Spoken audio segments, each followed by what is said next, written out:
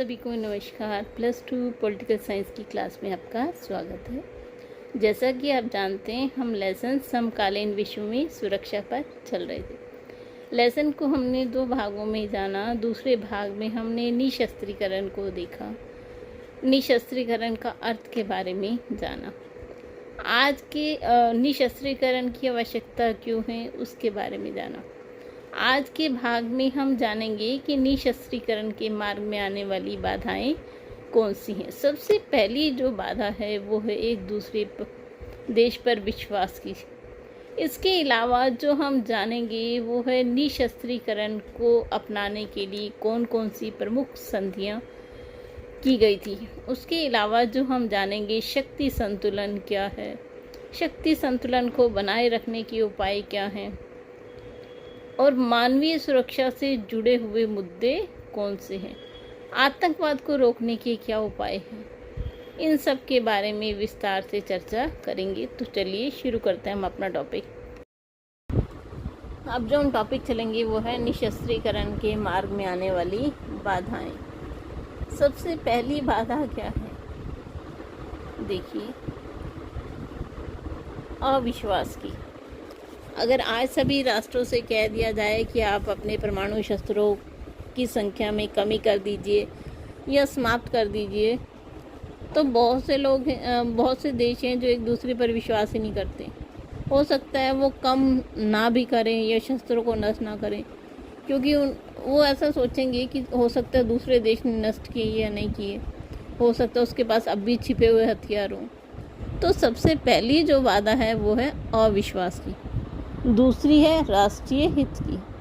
प्रत्येक देश के लिए अपना राष्ट्रीय हित सर्वोपरि है।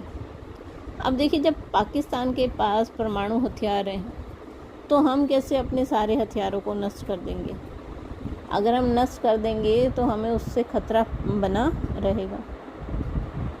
तो जो राष्ट्रीय सुरक्षा है, मतलब हम अपने देश की रक्षा कैसे करेंगे, ये बात सोचकर भी हम निशस्त्रीकरण को नहीं अपनाते। चौथी है विभिन्न राजनीतिक समस्याएं।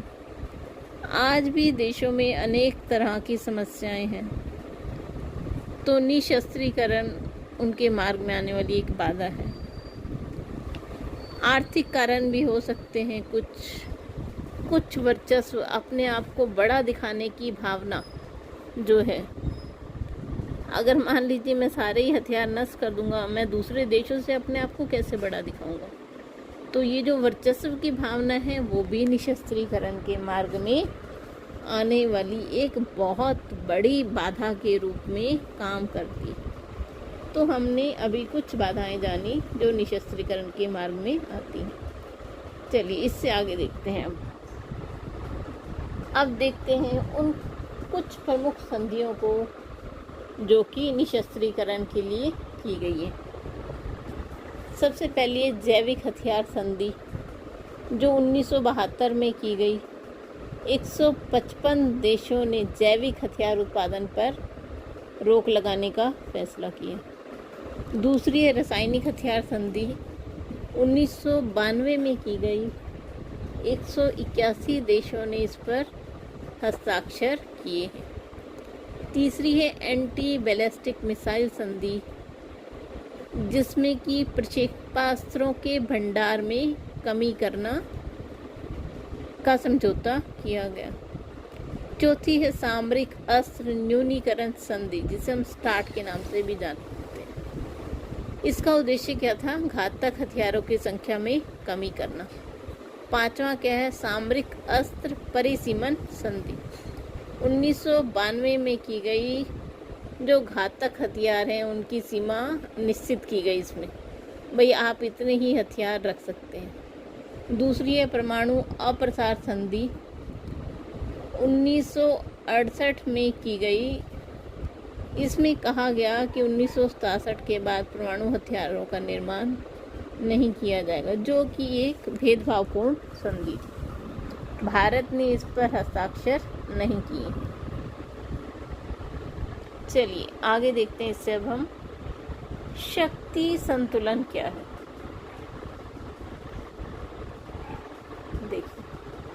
शक्ति संतुलन का अर्थ है किसी भी देश को इतना शक्तिशाली ना बनने दिया जाए कि वह दूसरे देश के लिए खतरा पैदा कर दे। शक्ति संतुलन को बनाए रखने के लिए क्या उपाय हैं? देखिए, सबसे पहला उपाय गठजोड़ करना, मतलब दूसरे देशों के साथ समझौते करना। दूसरा उपाय है निशस्त्रीकरण करना, शस्त्रों की संख्या में कमी करना या बिल्कुल नष्ट करना। क्षतिपूर्ति, अगर कोई देश दूसरे को हानि पहुंचाता है तो उसकी क्षतिपूर्ति दूसरे देश मिलकर करें। अहस्तक्षेप, मतलब दूसरे देश के व्यक्तिगत मामलों में हस्तक्षेप ना करना। तटस्थता, मतलब आप शांत रहकर देखें कि दूसरे देश क्या कर रहे हैं, आप उसमें दखल अंदाजी ना करें। छठी है संतुलन बना के रखना। चलिए इससे आगे देखते हैं। अब हम मानवीय सुरक्षा के मुद्दे। सबसे पहले ये वैश्विक गरीबी, जो विश्व में इतनी ज़्यादा गरीबी फैली हुई है वो भी मानवीय सुरक्षा के लिए खतरा है। बहुत से देश या लोग ऐसे हैं जिन्हें खाने को रोटी तक नहीं मिल रही, तो ये भी मानव सुरक्षा के लिए खतरा है। दूसरा है स्वास्थ्य, जो मान लीजिए व्यक्ति स्वस्थ नहीं है वो भी मानवता के ऊपर एक भार बन जाता है। चौथी है शिक्षा, अगर व्यक्ति को शिक्षा दी जाए, शिक्षित होगा तो उसे अपना अच्छा बुरे का पता होगा। तो जो मानवीय सुरक्षा से संबंधित है ये है। चौथा है आतंकवाद।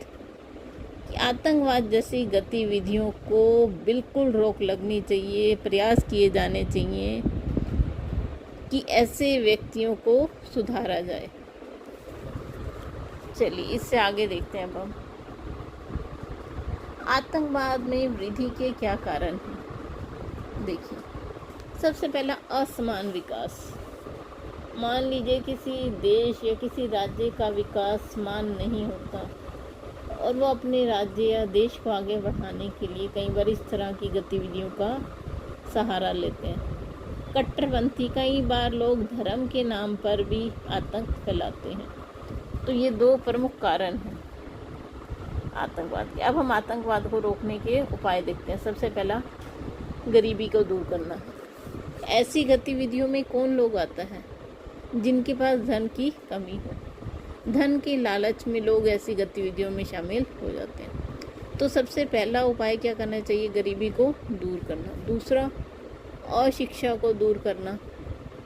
देखिए, जो अनपढ़ व्यक्ति है उसे अपना भला बुरा नहीं पता होता, उसे नहीं पता होता देश का हित किस में है, तो वो इस तरह की गतिविधियों में संलग्न हो जाते हैं। सबसे पहला गरीबी को दूर करना, अशिक्षा को दूर करना, समान विकास करना देशों का, कट्टरवादिता को कम करना, ऐसे प्रयास किए जाएं। चलिए, इसी के साथ अपना ये लेसन ख़त्म हुआ। आप सभी का साथ जुड़ने के लिए बहुत बहुत धन्यवाद। अगर आपको वीडियो अच्छी लगी हो तो लाइक ज़रूर करें और चैनल को सब्सक्राइब ज़रूर करें। आपका साथ जुड़ने के लिए बहुत बहुत धन्यवाद।